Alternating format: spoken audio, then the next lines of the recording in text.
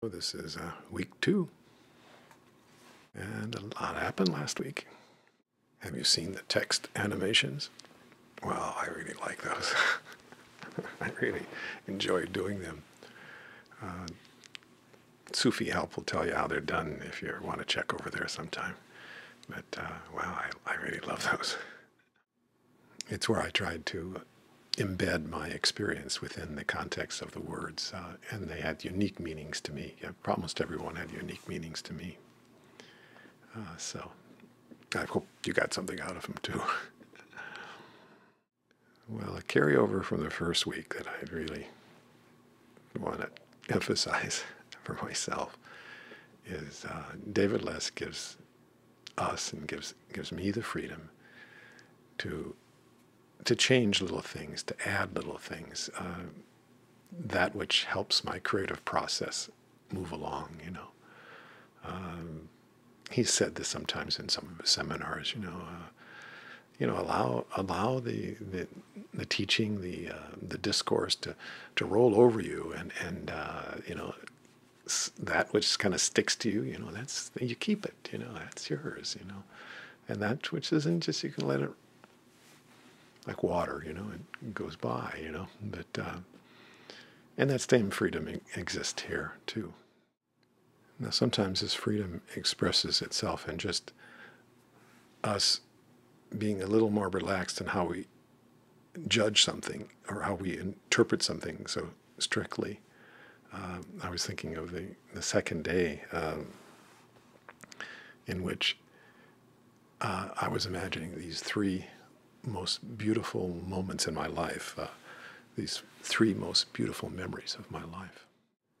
And the instruction was, feel the emotion behind that first beautiful experience, and then feel emotion behind the second and the third. My first level of interpretation of that was, like find a word, quantify it, put it in a box. But to feel that emotion can be fine beyond words, and that's how it was for me with all 3, really. So I don't know what freedom that is, but there's a freedom there of interpreting our own tendency towards boxing ourselves in, about how we interpret things. And there's other little ways that that same freedom expresses itself throughout the meditations in small ways, From that first meditation where we imagined a rose and then saw it 3-dimensionally, and then also drew in its fragrance, smelled its fragrance. And then the instruction was, if you want, throughout the day, I like those, throughout the day, remember that perfume, remember that fragrance. Well, it turned out I didn't so much remember the fragrance as I remembered drawing in, the drawing in. And it was, well, in the sense, like emotion is beyond words, here it was beyond fragrance, it was just drawing in. And so I really like that drawing in, to realize that I can draw it in. And that's the same drawing in that I do in lots of ways, in different aspects of the practice. And now that second day with the 3 most beautiful moments in my life. So I imagine those 3 most beautiful moments. And right now I'm not going to do it, but 3 most beautiful moments.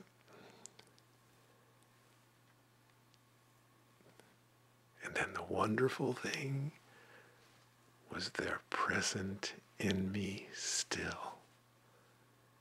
That way of seeing, that tendency, that wonderment, that faculty that was present and gave creative expression in that wonderful moment of memory, that faculty, that way of being is present in me still.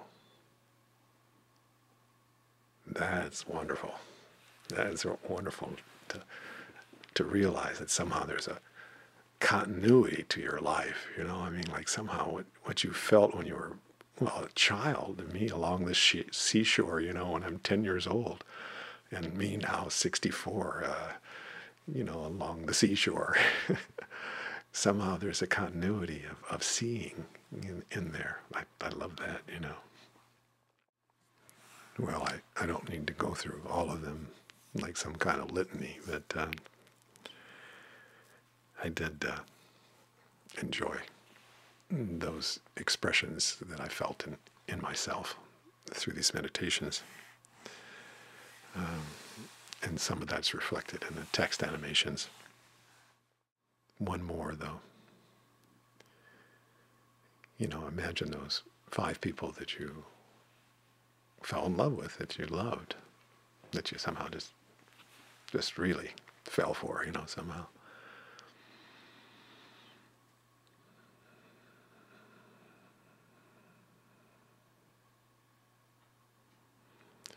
Well, I limited, you know, the opposite sex idea. I mean, I did some of that, but, you know, there was just a lot of other stuff too, you know. I mean, you know, of course,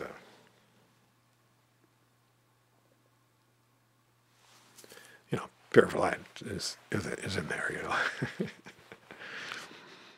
What was wonderful though about the memories of falling in love and the passion of that, is that passion is like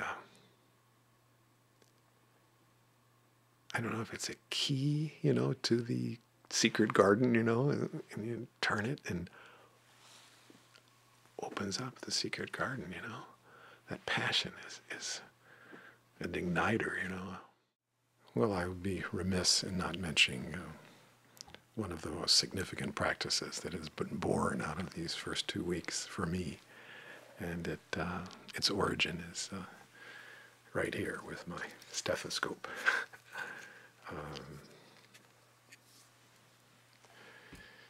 It's helped me to really be aware of my heartbeat, and when I'm not aware of it, I use the stethoscope, and sometimes when the vibrations are gross enough in me, you know, in terms of out of balance of my mind, I will use the stethoscope.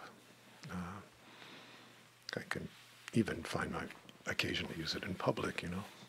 My doctor, you know, suggested that I be more aware of my